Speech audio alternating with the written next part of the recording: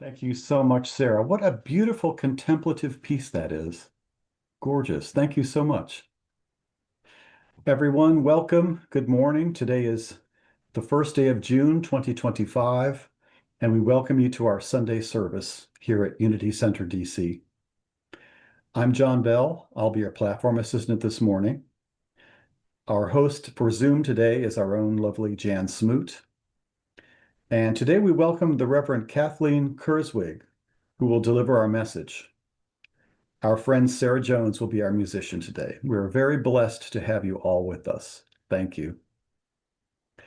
Reverend Kathleen is a Unity minister, a recovery coach, and a frequent guest speaker at various Unity churches, including centers in the eastern region of the United States and in Canada. Her mission is to help people discover freedom and create joy along the way. She focuses her talks and classes on practical ways to incorporate a spiritual approach to everything that we do, since we are all spiritual beings having a human experience together. And now, if you'll join me in a centering prayer.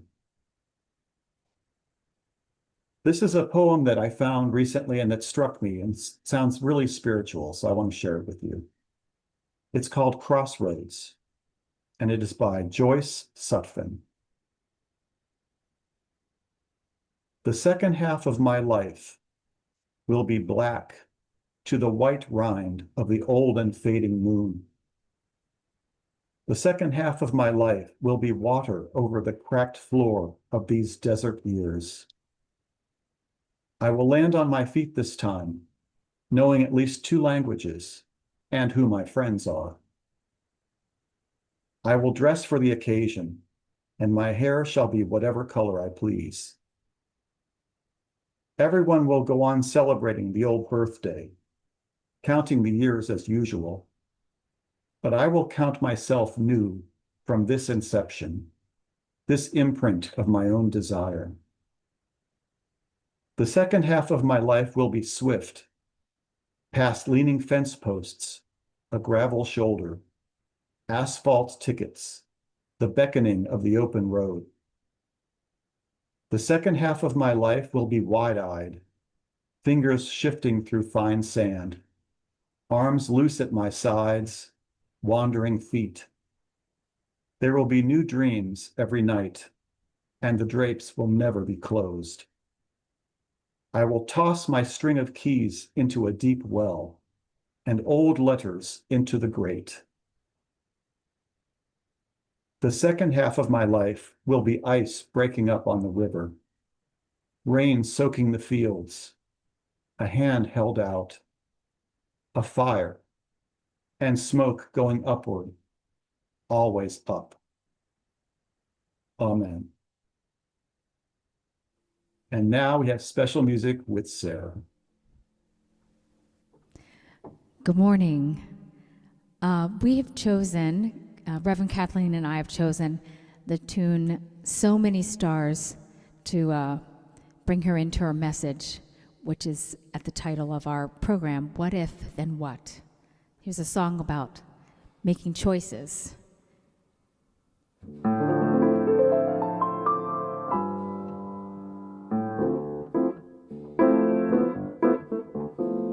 The dawn is filled with dreams, so many dreams. Which one is mine? One must be right for me. Which dream of all the dreams? When there's a dream for every star, and there are so many stars, so many stars. The wind is filled with songs, so many songs. Which one is mine? One must be right for me. Which song of all the songs? When there's a song for every star, and there are so many stars, so many stars. Along the countless days endless nights that I have searched, so many eyes, so many hearts, so many smiles. Which one to choose, which way to go? How can I tell, how will I know? Out of so many stars, so many stars.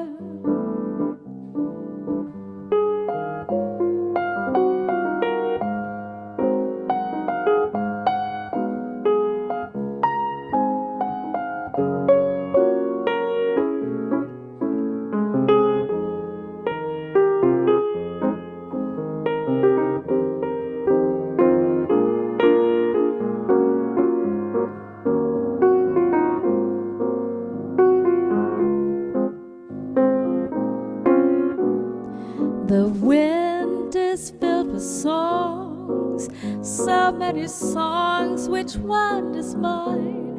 What must be right for me? Which song of all the songs, when there's a song for every star? For there are so many stars, so many stars.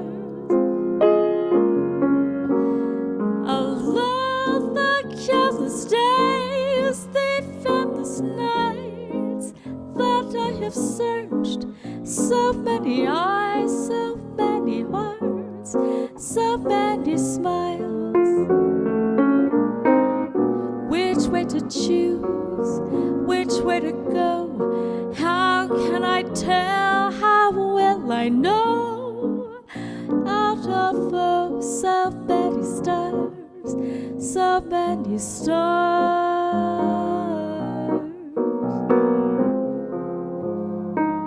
so many stars, so many stars.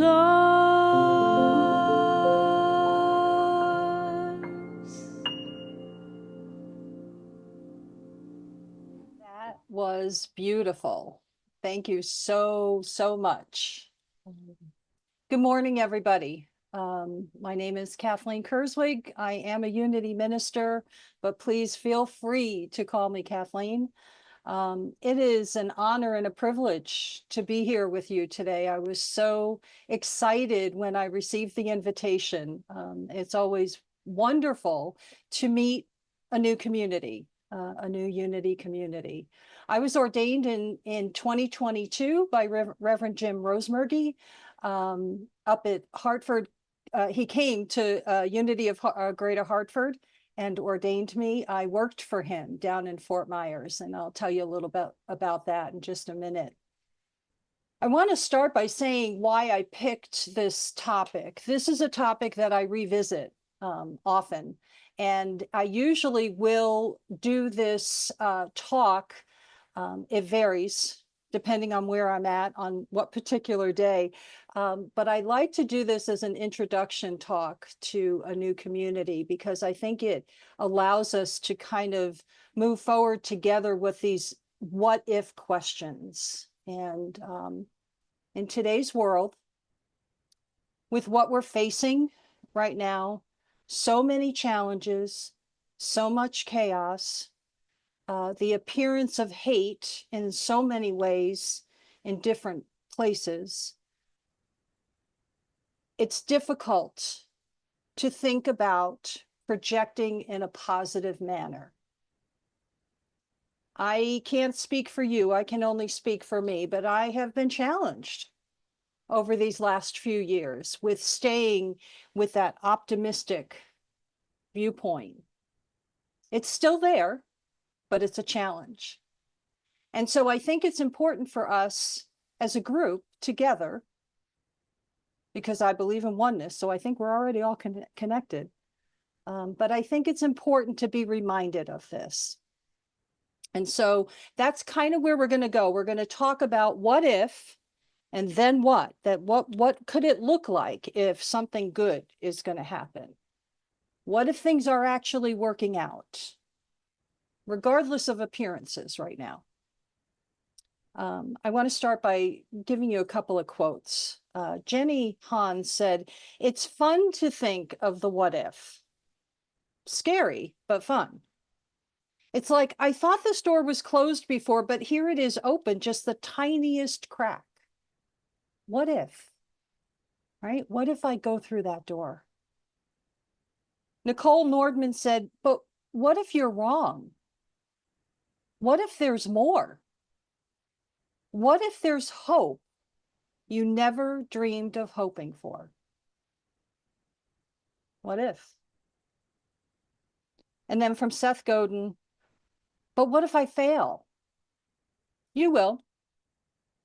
The answer to the what if question is you will. A better question might be, after I fail, what then? Well, if you've chosen well, after you fail, you will be one step closer to succeeding. You will be wiser and stronger, and you almost certainly will be more respected by all of those that are afraid to try. Let me give you a little bit of my background just so you can see where I might be coming from.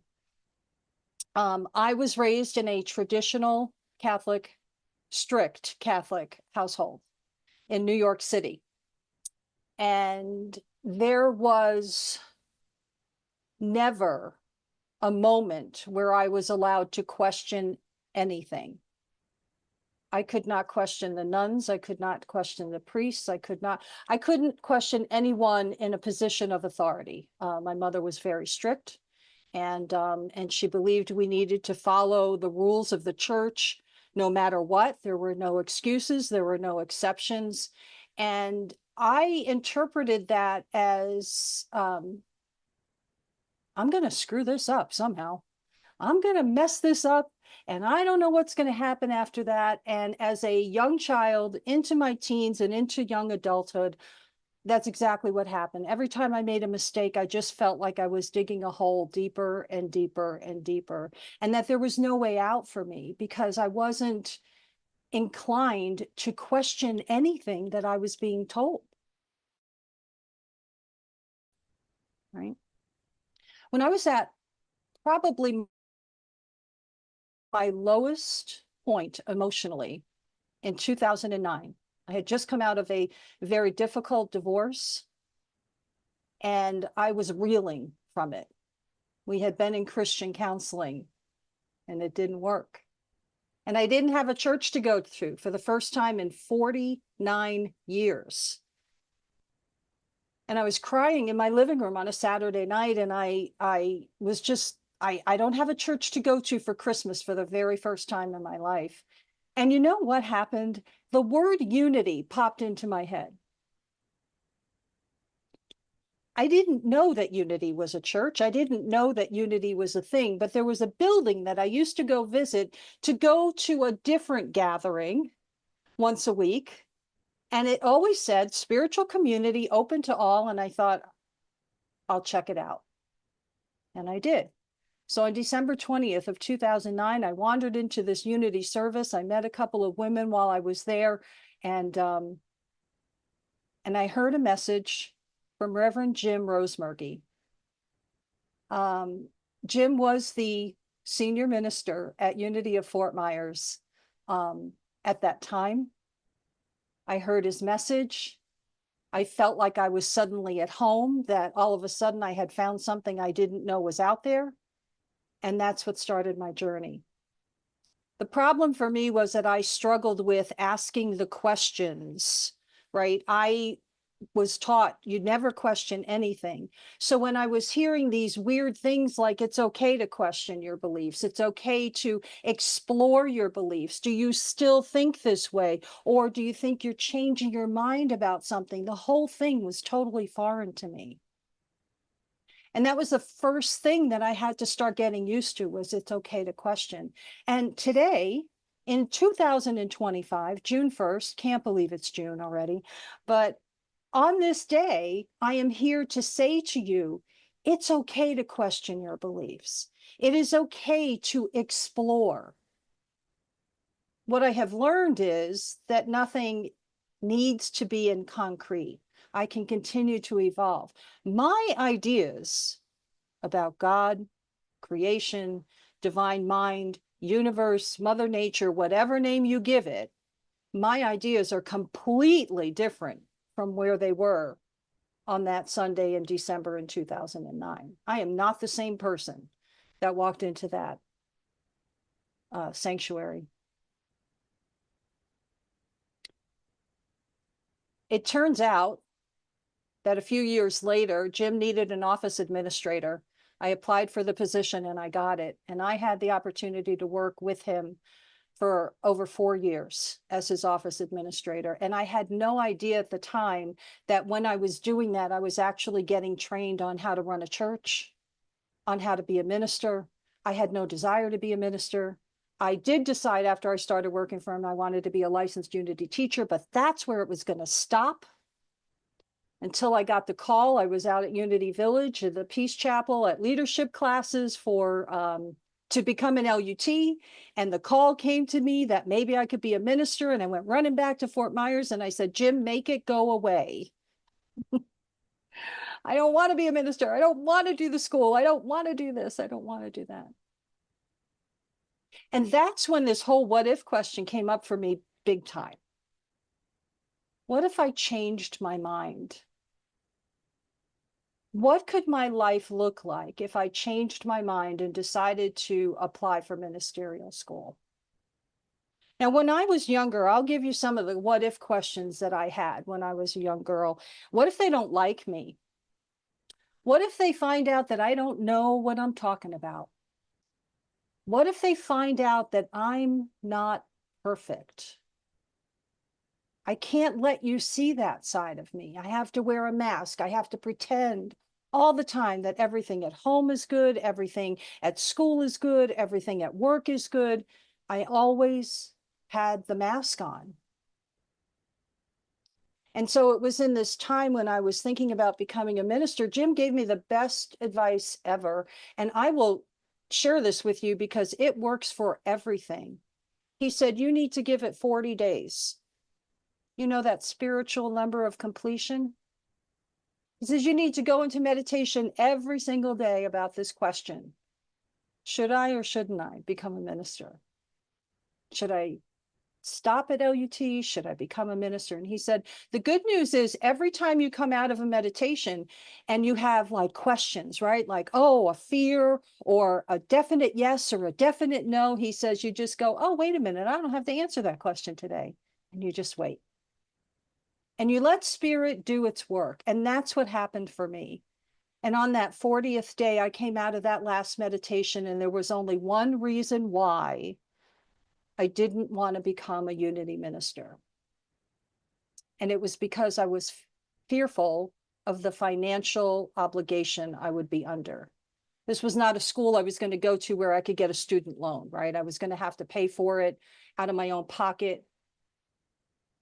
And I knew that was not a reason to allow that. It was not a good enough reason to allow me to not pursue it. And so I announced it on a Sunday morning at my very first talk at Unity of Fort Myers.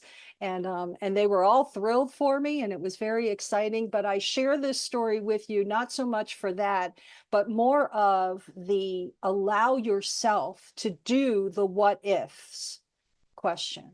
That one. And I'm talking about the positives, right?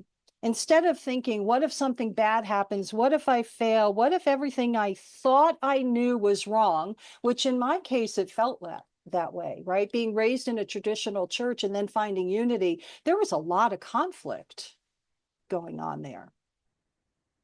So everything I thought I knew really didn't make sense anymore. And I had to start looking at it in a different light.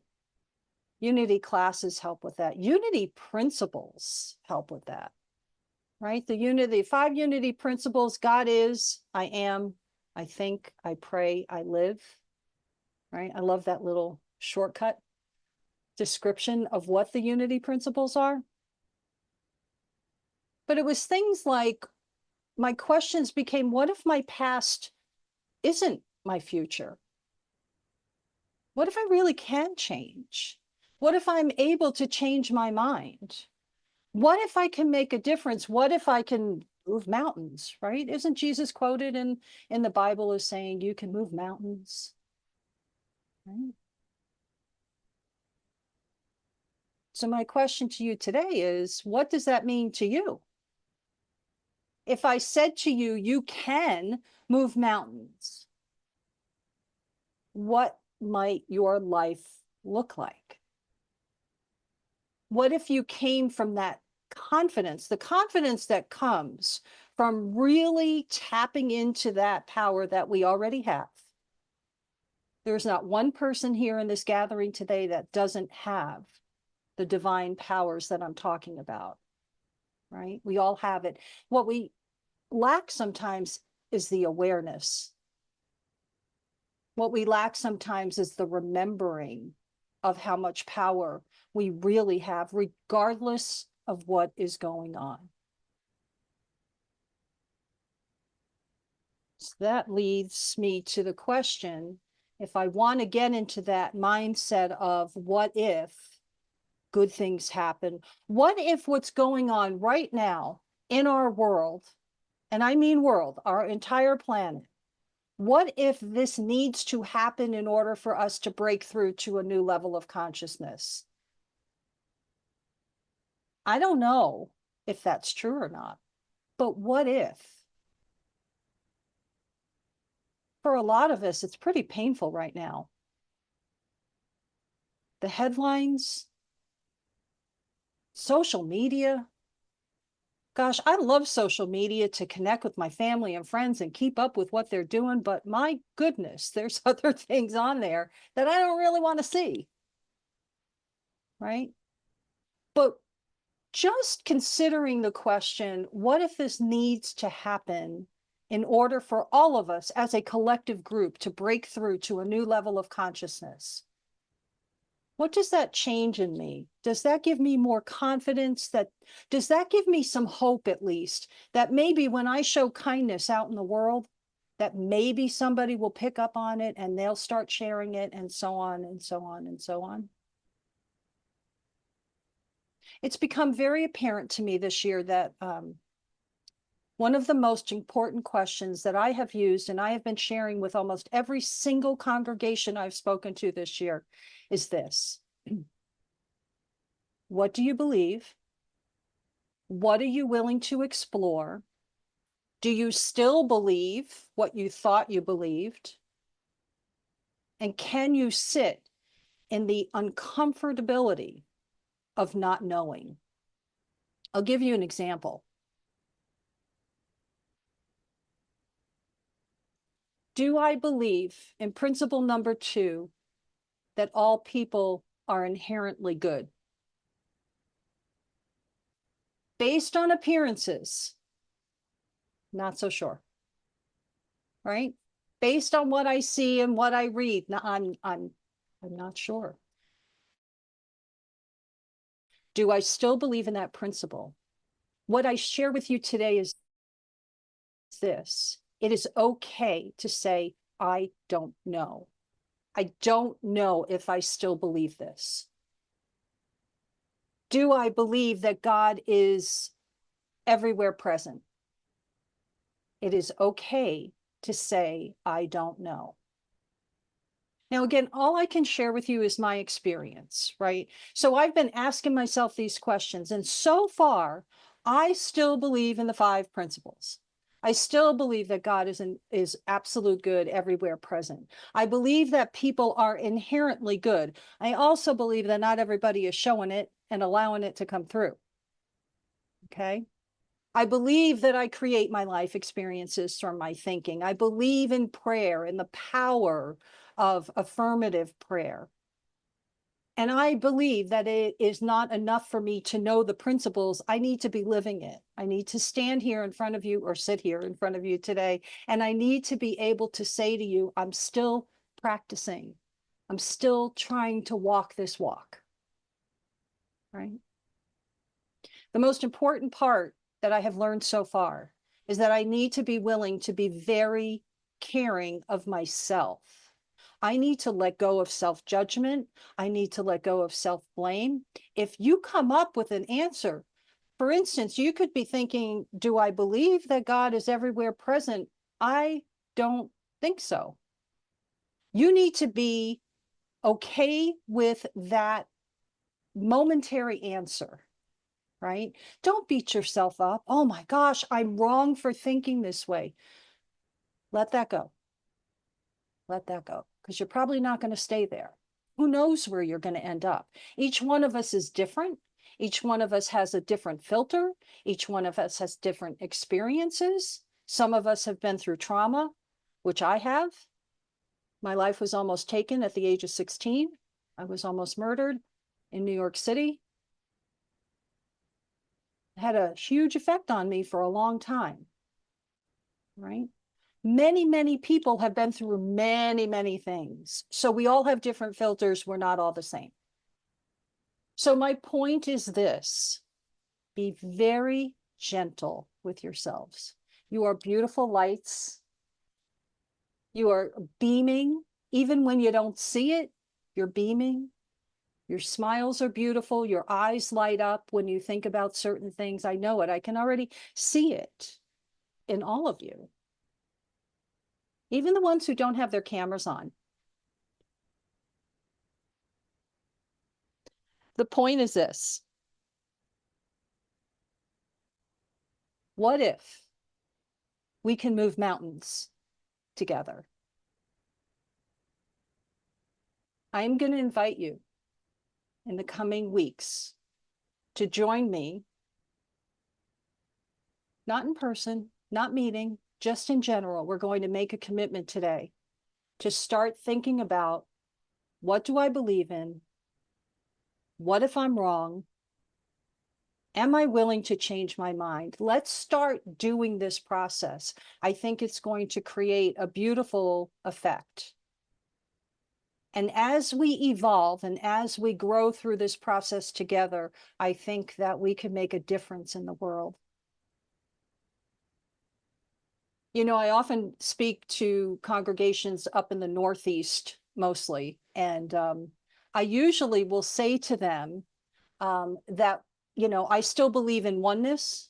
I believe that we are one with the one power and one presence in the universe and with each other.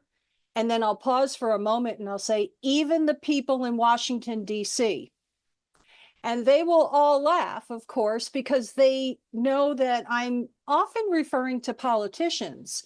So I'm going to say to you that I do believe in oneness. I believe we're all connected, but I also believe we're connected to everybody in Washington, D.C., just, you know, not just Unity Center of D.C., right? Not just, there aren't any exceptions in that oneness. I'm still there today. I don't know if I'll be there next week, right? I'm allowing myself enough room to consider all possibilities. That's what that song Shooting Stars was all about to me. There are so many stars. To me, that translates to so many possibilities. So that's my invitation to you. Think about it, see where it takes you. And we're in this together, my friends. And so it is. Amen. And now I invite you to get comfortable wherever you are, and we'll do a short meditation with a beautiful song to lead us into this. Just get comfortable wherever you may be, and begin by taking a few deep breaths, filling your lungs, exhaling out slowly. With each breath that you take, you can feel the muscles in your body relaxing, gently easing into it, breath by breath.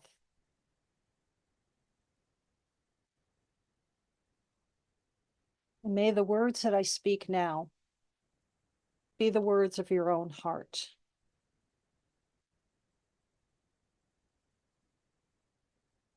This morning, I am committed to making a difference.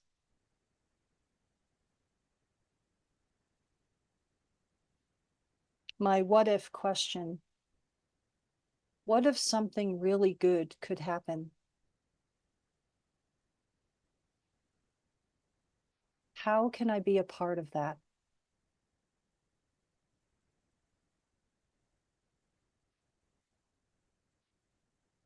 It begins with the question, what do I believe right now?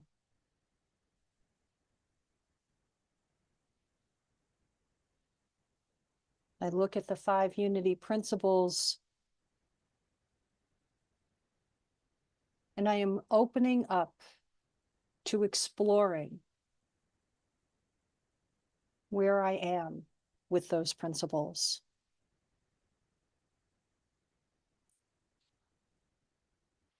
Do I believe that God is absolute good and everywhere present?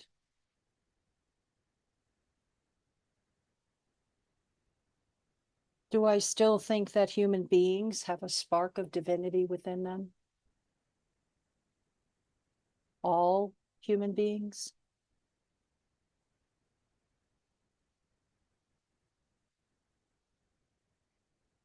Could it be true that everything in the manifest realm has its beginning in thought?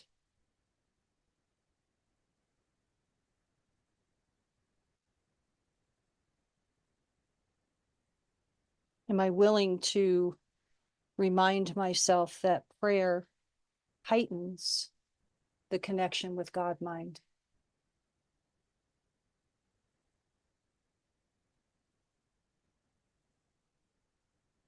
Do I still believe that a person must live the truth that they know?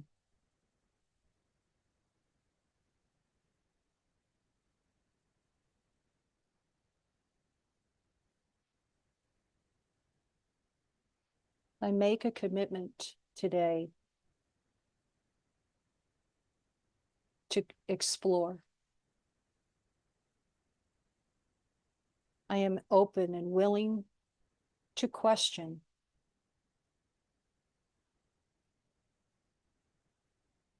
I let go of the fear of what the answer might be, because I know I am free to change my mind at any time.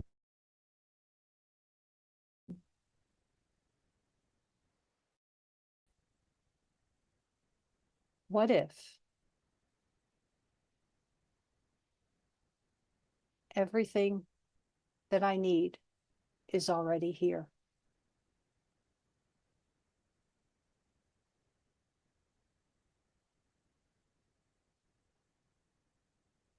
What if I pass every test that I take?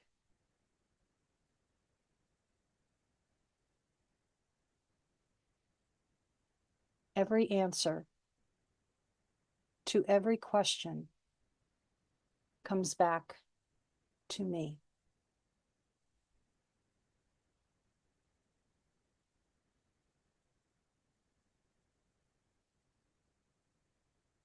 I am filled with God's divinity.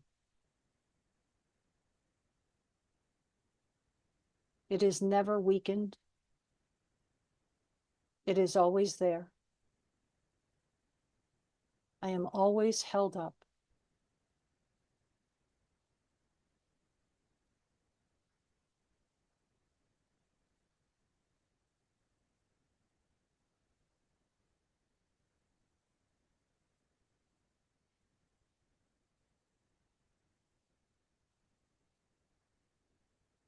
Today, I am willing to ask the questions, to explore the answers that come to me.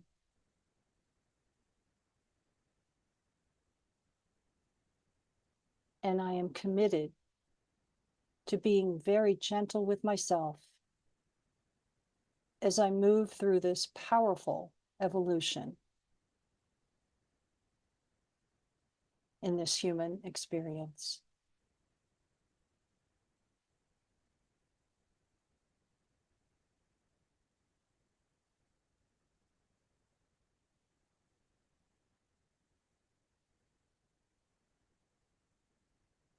Thank you, sweet spirit, for the questions, for the answers, for the unknowns, We are grateful for it all. And so it is. Amen. Before you open your eyes, just take a couple of deep breaths. Help yourself, bring yourself back to this place and this time gently. Always gentle with self. And when you're ready, you may open your eyes. Welcome back, friends.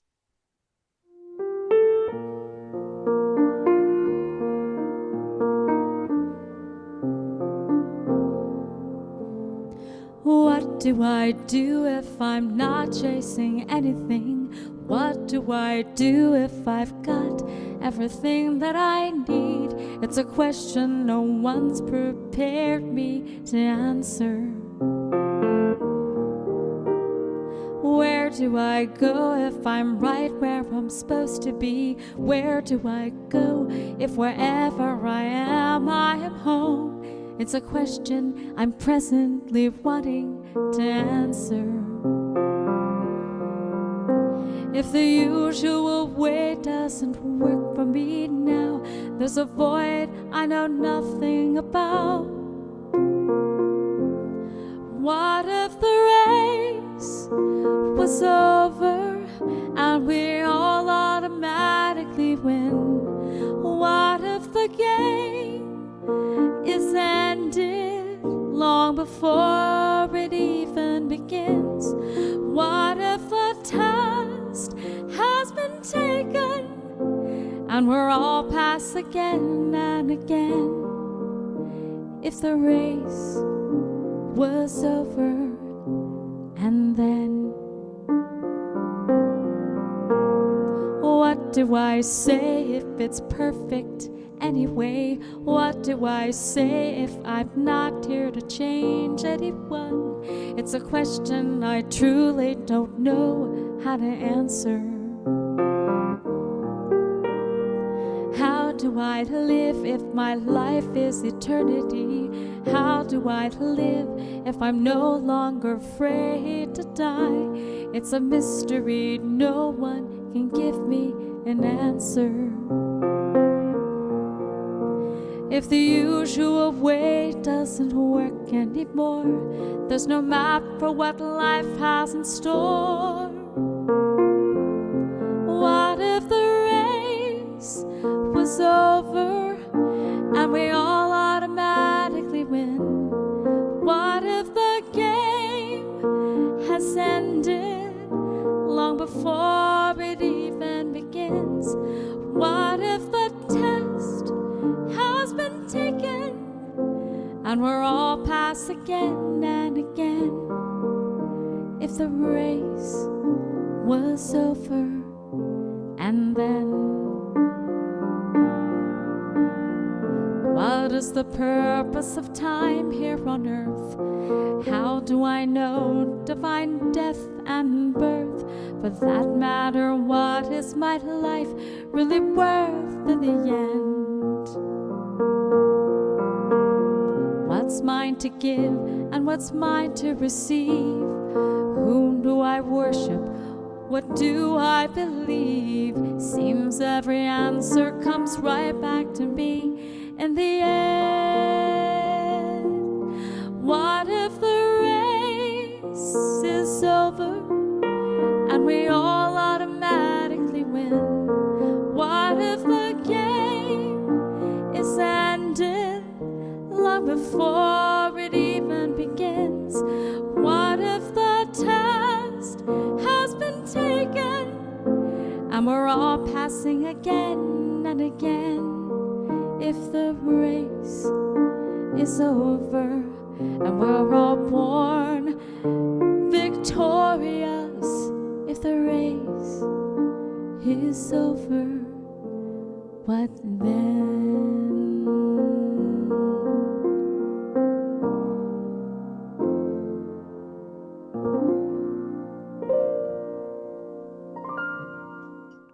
Will you now join me in a closing prayer?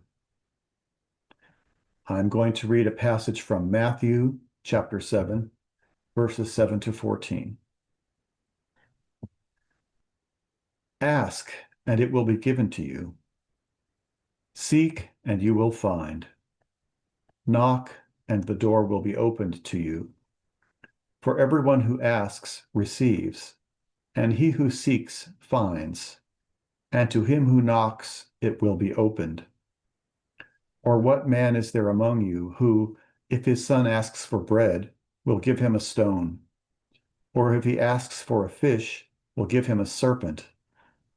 If you then, being evil, know how to give good gifts to your children, how much more will your Father who is in heaven give good things to those who ask him? Therefore, whatever you want men to do to you, do also to them, for this is the law and the prophets. Enter by the narrow gate, for wide is the gate and broad is the way that leads to destruction, and there are many who go in by it. Because narrow is the gate and difficult is the way which leads to life, there are few who find it. Amen.